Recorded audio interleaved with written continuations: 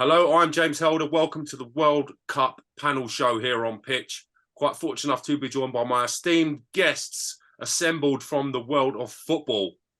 Some characters in amongst us, lads. I've got to say, they've made a good choice. You boys are the fellas to give us the knowledge. Ollie, Shivz, Theo, great to have you all with us today. England 6-2 win over Iran.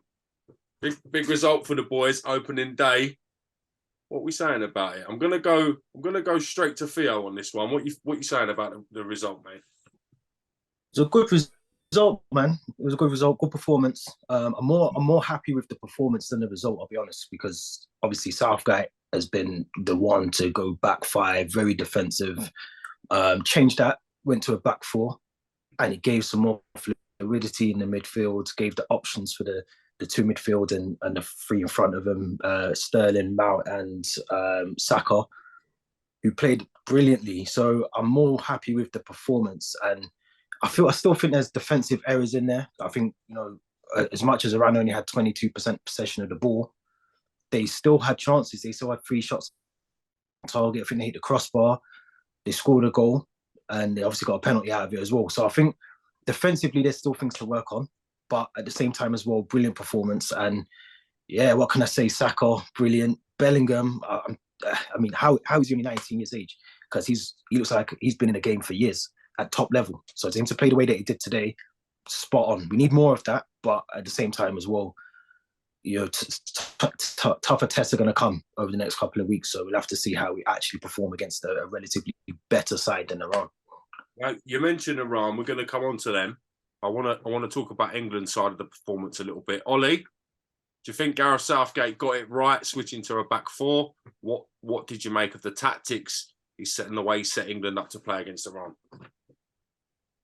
Well, obviously, when you see the name Iran, that's who you're playing. Obviously, you're not going to panic a lot because obviously they haven't got a lot of names people recognise. It's not a strong, squad, even though, as you said, 20th in the FIFA rankings, which is hard to believe.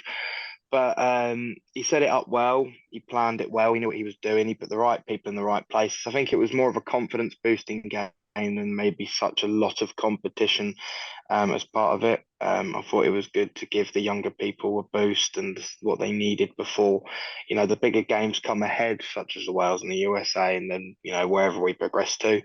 Obviously, the way England have been playing in the last sort of 6 months, it has been, rather dire, and you'd rather watch paint dry. But it's definitely been a lot better, and the spirits of us are lifted again, and let's just hope it stays that way. Shiv, should we be happy? Should we be optimistic? We've won our opening game 6-2 in the World Cup. A lot of the boys who got on the score sheet, they're going to be buzzing around the camp at the moment. As supporters, should we be happy and optimistic? Not really. You can't really use Iran as a measuring stick, in my opinion. But England always gets a nice touch in the group stages. Whatever money's been thrown under the table and whatever else, you're not gonna get me to act like this is a big win. Or we did an amazing job. It's Iran. You're supposed to beat Iran. I get that. But see what I'm saying? The team You're can supposed only to beat Iran. They can only beat who's in front of them. Iran are ranked. Come on, James. 20th. Come on, that's the politically correct answer, isn't it? But Iran are ranked 20th. Iran are ranked 20th in the world. Whether we believe that how convenient. What a convenient stat. You've got to take the positives out of it, no?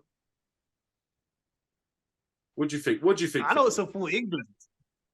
So I hear both sides, because I think that's why I said I'm more happy with the performance than the result. And the 6-2 is flattering. But at the same time as well, I was happy with the performance, individual performances from the players. Like I said, Bellingham played really well. Declan Rice was a bit quiet in the first half, came lively in the second half. I thought the subs coming on, Rashford, 3 touches, gets a goal. So I think I'm more happy with the performances in the individual performances as opposed to the 6-2. Should be beating Iran, but at the same time as well, like you said, James, you can only play who's in front of you. But there's going to be tougher tests to come if this is how we play against France, Brazil, Argentina, whoever we can get, then yeah. But you expect a really good performance against Iran. I'd be surprised if it wasn't more than 4-0. So I'm more annoyed that we let 2 goals in, to be fair. Yeah. You don't get to see 2 goals to that kind of team. let's talk about the goals conceded. Let's talk about Harry Maguire suffering a knock. Well, I don't quite know what happened. Dizziness is being reported as. What and who would you bring in to replace Maguire if he's unavailable for the next game? Who starts? Got to be Ben White, isn't it? Yeah. I'd say Ben White, man. Over Eric Dyer, I'd say Ben White because he's as much as he's been playing on the right side for Arsenal. I think he's still, he's still a centre back, and I just don't trust Eric Dyer. I don't trust Dyer. He's too slow. Yeah, I don't trust him. He gives too much away, and that's coming from a Tottenham fan. Yeah, you're bang on. Even though Ben White's been playing on the right-hand side, he is a natural centre-back, as Theo said, so I'll be inclined to play him. It's weird, though, isn't it? Pickford and Maguire, in particular, their form for England is remarkable. And going on anything by today, I think they're going to have good tournaments. I think them two will have really good tournaments, regardless of club form. What are your thoughts on that?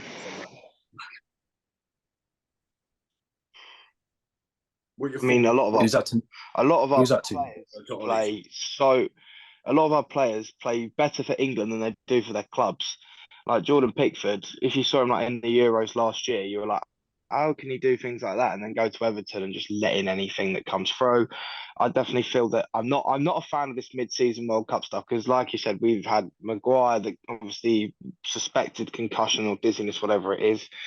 The injury worry is such a big thing for this, and obviously if you've progressed in the Carabao Cup, you play 2 days, 3 days after you've come back. It's just a bit worrying, but I do hopefully feel that if they get the goals and they build their confidence up defending or different things like that, then hopefully when they come back to play in the league, it'll bring a lot more confidence and a lot more teamwork and different things like that. We can only hope. Wales USA kick off at 7:00. We haven't seen that game yet. We haven't seen how those teams are going to look. Who do you think is going to be the hardest test out of Wales and USA for England? And I'm going to go. I'd probably say Wales. I'm going to go straight to Shivz with this one. No, USA have been a bogey team for England in previous competitions, so I wouldn't sleep on USA, to be honest. They're gonna put up a bit of competition than Iran did today.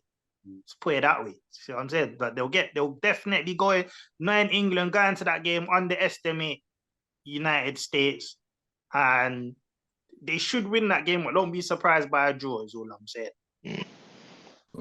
I think the same. I think that's why today was important, because I think them going into them 2 games, you don't want to be playing Wales or USA needing points to get out of the group, because Wales are Wales. If you remember the Euros, was it Scotland? We had Scotland in the group, and everyone was like, "We beat Scotland," and then do you know what I'm saying? So it's not a conclusion that we just beat USA. We're not just going to beat Wales, but you think momentum after that 6-2, and then obviously we have got a better squad than Wales. We've got a better squad than USA, but it don't mean nothing in tournament football. It doesn't mean anything. So it's just who wants it more on a day. So Wales, yeah, they've got a decent, obviously Bale and all that. They've got a decent squad, but USA for me are the ones that are dark horses.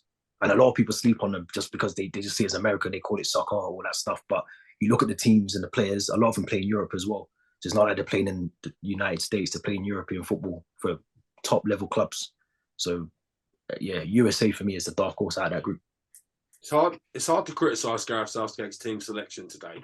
Boys have won 6-2. Having said that, would you like to see Foden starting in the next game, or are you happy with the way he set England up? What are you thinking, Theo? I would have started him today. To be fair, I thought he was going to start today over Mount, but.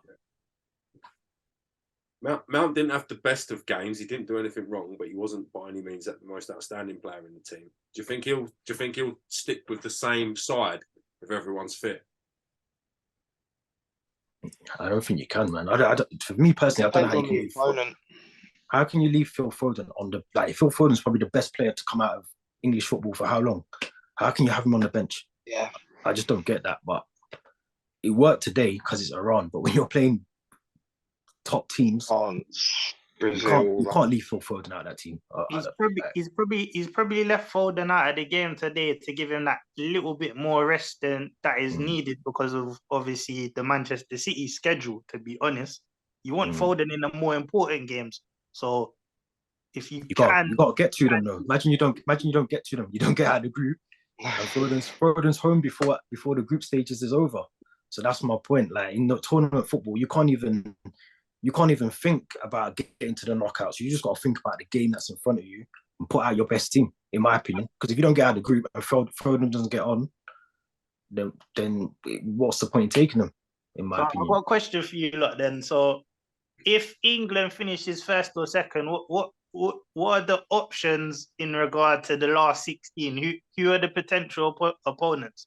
Do you lot know? Or I think it was Senegal, Netherlands, Holland, Senegal. yeah. right, then I don't know what you lot. I don't know what the excitement's about. You lot are going home. You're going home if you get England, you get Holland. You're going home. That's it.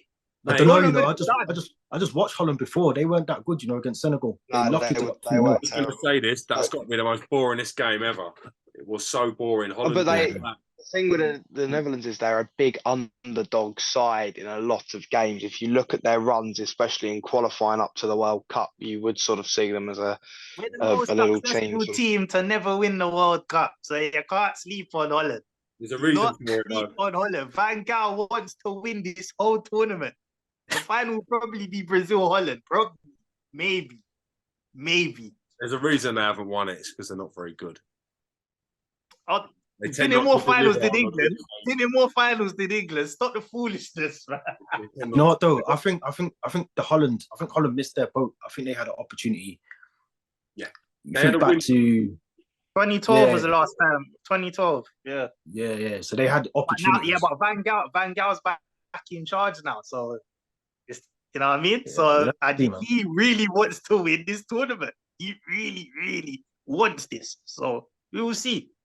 England versus Holland. Sorry, Van Gaal's got the better tactics. Southgate can't chat to Van Gaal in any capacity. Anything Southgate has to offer, Van Gaal has an answer. He has an answer for him.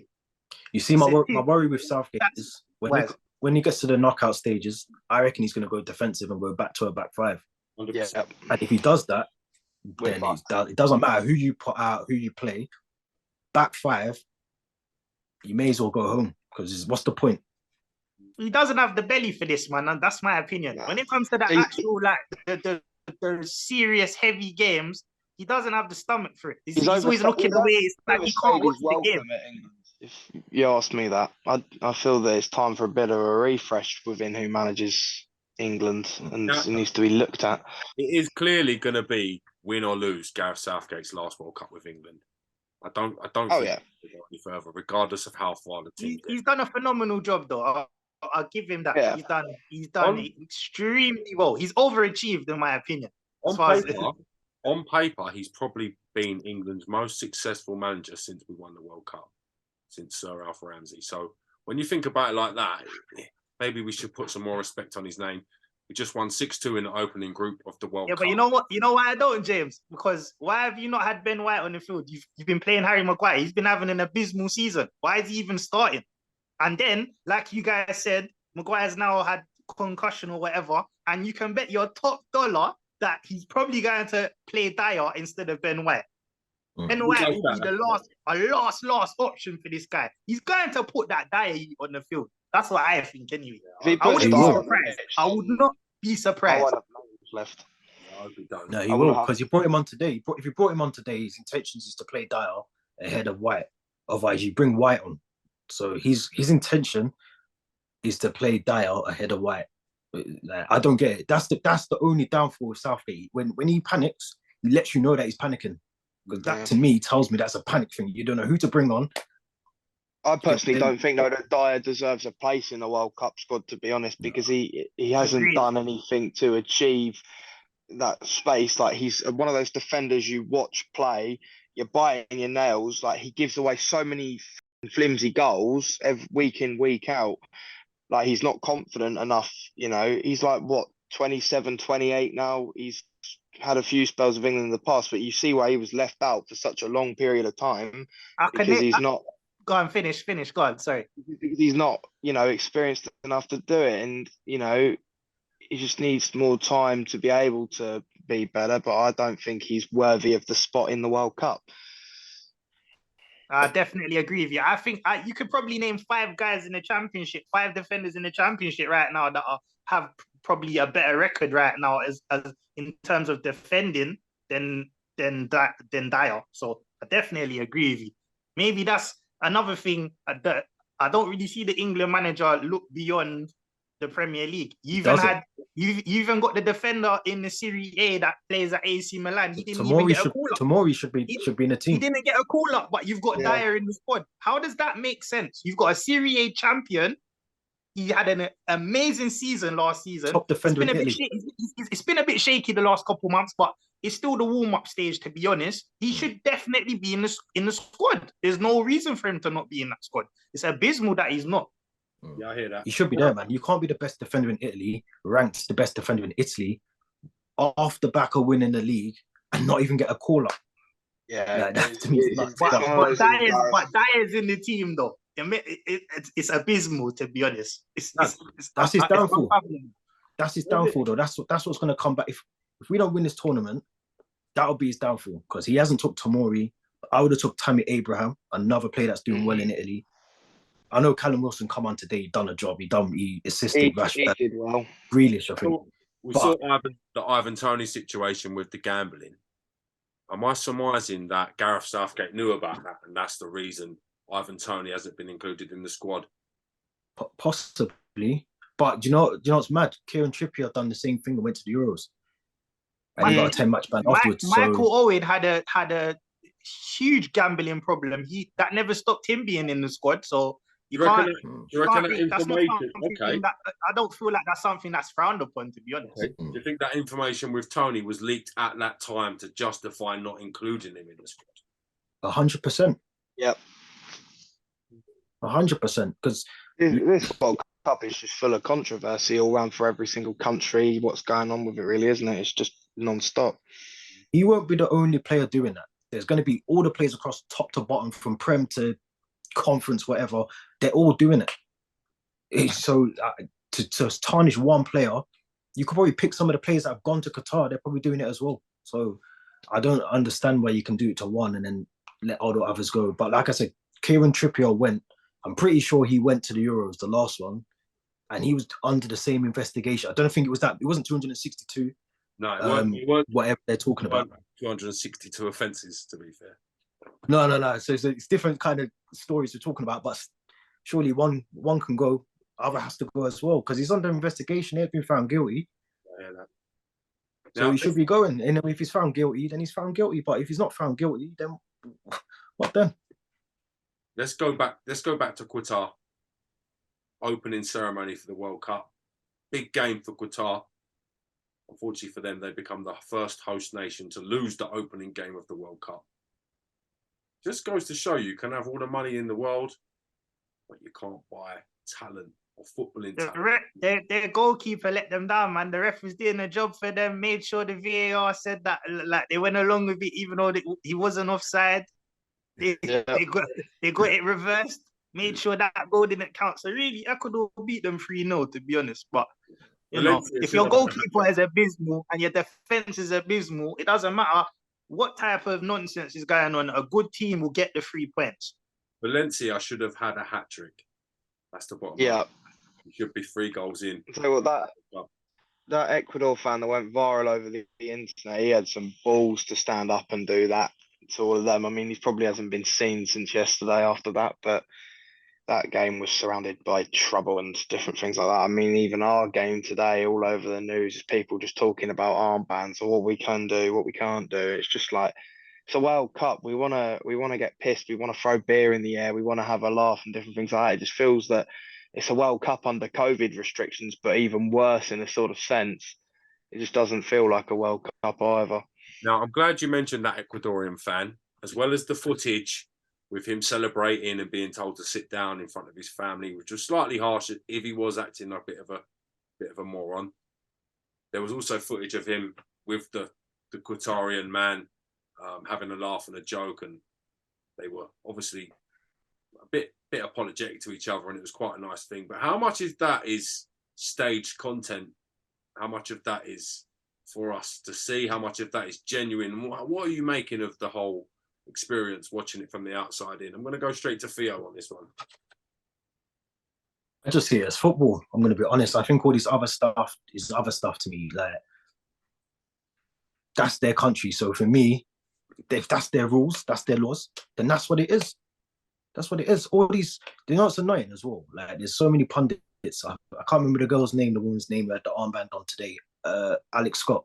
Alex Scott. Is that her name? Yeah, she's the BBC. Had the armband on. World Cup. Yeah. Because she advocates all this stuff and wants to support all these things, but she's over there taking money. She's getting paid to do her job over there. Not just her, all of them. So all of them are out there talking about they don't condone this, the migrants that died to build a state. They're sitting in the same stadium that they're talking about the people that died to build them, and they're taking money as well. Hypocrisy. So, yeah, if they're talking that, then don't go to World Cup or do the coverage from here, because you don't have to be in the stadium. You could do it from London. You could do it from Manchester, wherever. But they're there to get the money lying in their pockets. I mean, it's like we want to watch football, isn't it? But, you know, you turned on the BBC yesterday to watch the game and you instantly had Gary Lineker going on saying, you know, all these different things like, you know, yes, there's a lot of shit surrounding it and it's not as enjoyable as maybe something in the summer, you know, because it's cold, you know, if say you're in a family, you know, you've got kids in school and different things like that, you know, fair enough. But if you're going to sell this stuff then and you're going to big up boycotting it, then you do it. You don't act like a little wimp and then they come around with you for a check saying there's that, off you go. You know, just watch the game at the end of the day. You're not there. You're not, you know, we've got everything we need. You know, it's your country at the end of the day. You should just enjoy it because it's every 4 years. It doesn't happen every year. FIFA took the decision, okay, to ban the pre-planned rainbow armband to be worn by each captain. Been a lot of debate. I agree with that. Players would get a yellow. I agree with that. I agree with if that's their laws, if that's, you know, if it was this country or another country and they said these are our laws, you've got to come and abide by them, don't do that, then there'd be uproar if someone else done something that we were against. So it's their country, just let them do their thing. To me personally, I just see football. When the football's on, the football's on. When it's finished, it's done, I turn it off and go about my business. But people need to check their iPhones and see where they're made, because all them people again that are there, they don't know where the iPhones are made from, but they've got one. So let's. Exactly. Do you know what I mean? So we could go further. I could go down a rabbit hole with it, but the point is they're all over there making money and they're condoning all these stuff, but they're over there. So politics and football shouldn't mix, in my opinion. No, because they're not politicians on the pitch; they're just footballers. So let them kick the football and then go home. Was Alex Scott wrong to wear the armband on the broadcast? 100%. Yeah. What did she prove by doing it, apart from people telling her that she's courageous and that she's a brilliant woman? There's other ways you can show it instead of, you know, having to go on to national TV, stand yourself, you know, in front of those people from that country, which are obviously, you know, it's their beliefs of their whole lives, it's lifestyle, by saying, oh yeah, this is us, you know, your country's done this, you know. They've built all these facilities for fans. They've opened up their laws for people to try and enjoy themselves to the utmost level they can, which, you know, is hard for especially a Middle Eastern country to do. And, you know, I think it was Alex Scott and a couple of other people that were talking about, you know, not going to Qatar, but then they're rightly out there saying, you know, all these different things. It's just wrong. You know, if you're going to say you're going to do something, you do it at the end of the day. You don't. There's other, like I said, there's other ways you can show that you support something. Social media is, you know, obviously the main thing. You don't need to keep going on about, you know, what FIFA says. If they want to end up with a fine in their back pocket just because they go, okay, I've got money, I can pay it, you know, so be it. But there's other ways you can deal with situations. What's your take on it, Shiv? Should football, with such a big platform, be inclusive of politics, or should football stick to football? Where do you stand on it? Oh, this is the same sport. When they're ready, they want to kick racism out of football. The support LGBT, blah, this, that, whatever else, whatever the flavor of the week is. The fact is, it's in a Muslim country. If the royal family say they don't want certain things on their land, then that's just where it is. It's only what? You're only going to be over there for 3 weeks. If you don't like it, don't go. Simple. These people don't care. They paid their money to FIFA to host the World Cup for whatever the outcome is that they're looking for. And now they've got it.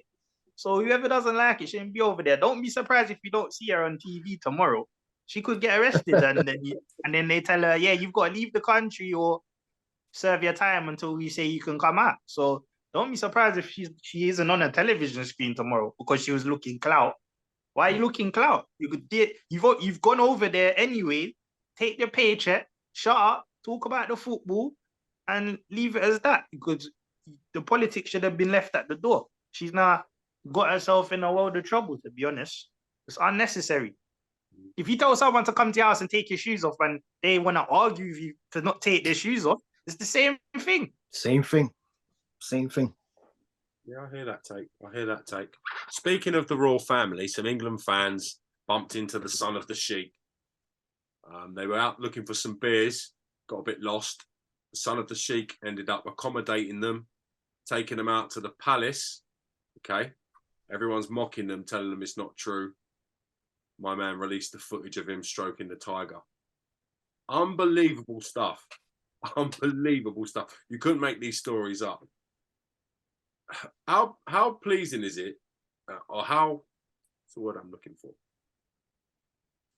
How surreal is it to see these kind of stories? What do you make of this kind of stuff? Is it manufactured PR? Is it genuine fan stories? What's your take on it? They're just some of the nice people, at the end of the day. They're genuine. They've wanted this World Cup. They don't want it for the money. They want it to welcome people into a new type of land. The Middle East in the last, 10, 15 years has become one of the biggest tourist destinations for people of all different classes and different things like that. And, they've waited since, when did they get awarded? 2010, I think it was, 12 years to welcome these people. And, people are loving it. People are being friendly. They're being respectful. And they're, people like that. If you get invited to a Sheikh's palace, you're going to go, I ain't going to forget that for the rest of my life because, you're with a royal, you're with someone at the same level as a royal family in every different country. And it's, they're inviting people, they're friendly people. As long as, like we said, you respect their culture, you respect what they've got, then, they'll be friendly back to you. I think the same. I think the culture is just different over there. So to us, that's like a mad thing that the royal family that wouldn't happen over here or in Europe. So it's just different culture. So I think it is what it is, man. I think the video was funny because the guy that was stroking the tiger, he wasn't too sure to stroke the tiger or not because he wasn't sure if he was going to get his face bitten off. But it's just one of them, you know what I mean? I think it just shows a difference in culture. Like I said, that wouldn't happen with this royal family here. So it's just the way they are. Welcoming. Prince William, during the Euros, picking up a random fan who was lost and taking him round Buckingham Palace. It's just surreal. That would never happen. Wouldn't happen. He just walked past him. It wouldn't even be able to happen because he wouldn't be in that vicinity to even make that happen. He'd have 12 men around him. Whereas the sheikhs over there, the prince and all that, they can just walk the streets. They don't have to have 12 bodyguards and bulletproof this and that, and they just walk the streets. You just see them out. So it's just normal for them. But for us, it wouldn't happen. The video of the tiger cracked me up. They had to be from Liverpool as well. Yeah, just it's Scouser, didn't it? Yeah, had to be, man. But it's weird though. It don't feel. I don't know about you boys, but where I am, it don't feel like World Cup. It's not got the flags out yet. There's not people in the atmosphere. Do you think it's going to be like that for the World Cup, or do you think people start getting behind it a bit more now? Theo, what are your thoughts?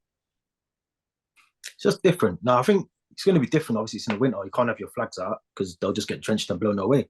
But at the same time as well, it's only, 2 days? It's only been 2 days. It started yesterday. You need to see some decent games. Like we've had Iran today, Qatar. Yeah, we haven't really seen a decent. I'm talking like Brazil, decent game.